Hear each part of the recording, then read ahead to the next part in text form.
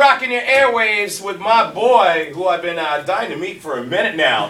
Mohombi up in the house. What's up, man? How you doing? Very good. How you doing, brother? I'm doing good, man. Still happy. Still, still on the road. Yeah. Still doing the bumpy. Yeah. It's a tough task to conquer the world. No doubt, no doubt. Now, how long you been in this game now, man? Well, wow. I've been doing music professionally since I was like 12. Mm-hmm.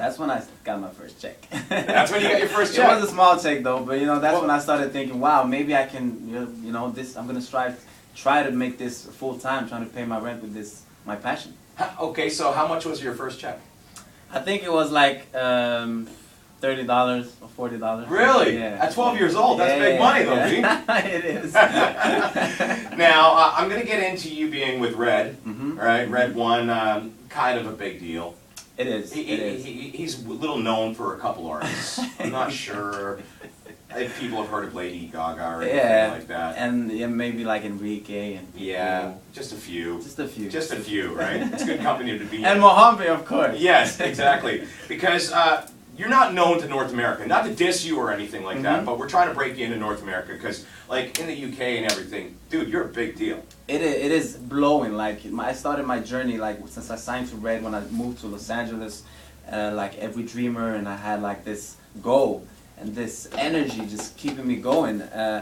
I met Red, and, it really blew in Europe, mainly. But after that, I've been, like I said before, you cannot be at all these places at the same time, and I think the U.S. is ready now. Kind of build my platform. My Dance for Soldiers, we're about to hit it big. Okay, well, how would you consider your style of music?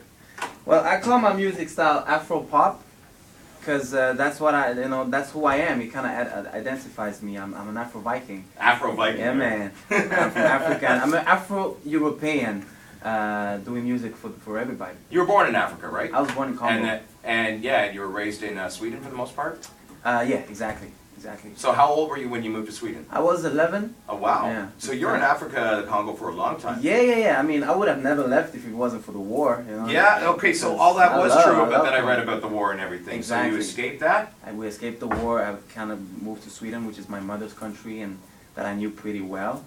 I started a new little life, and that's where I discovered that music and studios, and I could record my stuff finally, and yeah, it was a journey of it was a transit, because now I'm in LA, and so you got one hell of a story to tell, don't you? Man, you probably saw we could a lot. Sit for hours. Yeah, you probably saw a lot just by the time you were 11 years old.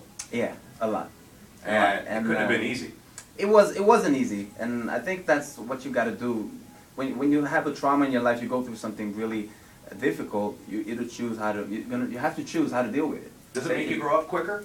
Even at 11 years old? Absolutely. I mean, music has been like a therapy for me, and I have a big family. I have 14 siblings. So that's true too. Yeah. Jesus, you guys put the Brady Bunch to shame. It's like a war zone of love, when we are all together. But that's what I get my strength from. So how are you age-wise with your brothers and sisters? I'm the youngest one. I'm the one who really needed attention. That's probably why I started. So you got away with a lot of stuff. Like a clown back home. Everybody had their own little boom box and playing different type of music, and I just suck it all up like a vacuum machine. Because I got a little sister, but I'm the older brother, so I had to pave my way for my little sister. Like, I was the one getting in crap for everything, breaking the rules. So you being the youngest, you probably got away with everything. I was the overprotected one, the one who could, the rebel who started doing music when everybody else became lawyers and doctors and stuff. Wow, incredible. And you got a good story. Now they're proud of me. Yeah, no doubt. Well, how long did it take, you think, for them to say, wow, you're doing something here? I think it really started when probably my brother went to a bar one day and he could pick up a girl saying that he was my brother. My dad probably he's riding your wave already. So yeah, that's what it is, man. Now thanks to their backup and their love, I make them proud. So I was playing Bumpy Ride on my show. It had to be last year, I think, right, on my mix show, and I'm like, this guy's gonna blow up. Like, you just hear that sound. It's that fun sound. Yeah, it's positive. It's like reggae pop, like a mixture of reggae. It's like a little bit of everything all in one. It is. It's definitely a journey. It's my life. When you hear my album, you get to know who I am and the people I've been working with, like Red One, and I have Akon on the album, Nicole Scherzinger, and now working with new stuff, and it's just amazing. It's a blessing, man. Now, you worked with Nelly also, right? Positive energy. Sorry, Nelly, of course. What the hell is he doing? Nelly, man, he's balling. He has For nothing real? more to prove. Like, Nelly has been one of the, last decade's biggest acts, and he's just chilling.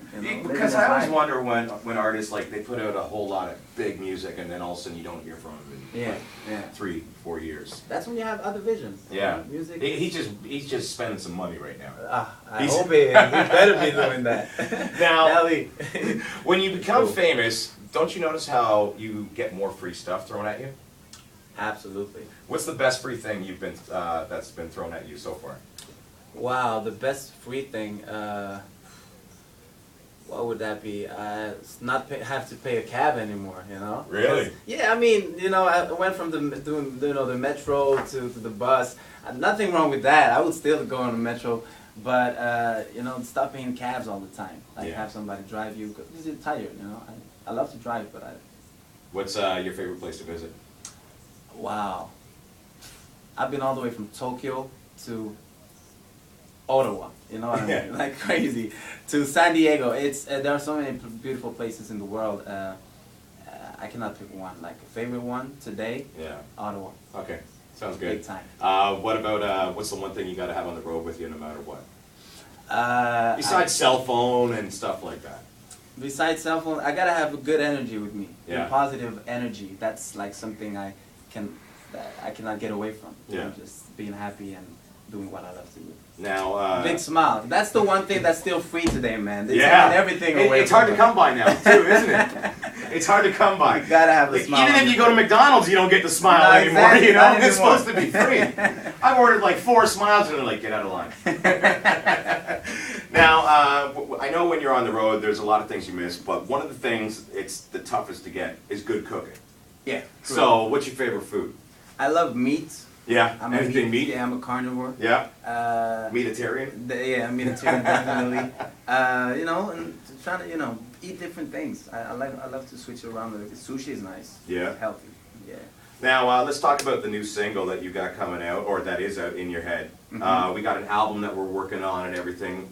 Is there going to be like a big, huge North American release? What do we tell people about Mohombi? Let them figure you out right now. Well, the thing is that not just, but I kind of have a new family, getting into the Cash Money movement, and I've hooked up with some nice artists. Nicki, of course, and Drake, and people I look up to, and I think that we together, that's, I think it's going to be the perfect combination to definitely have that little crew that runs the world for a while.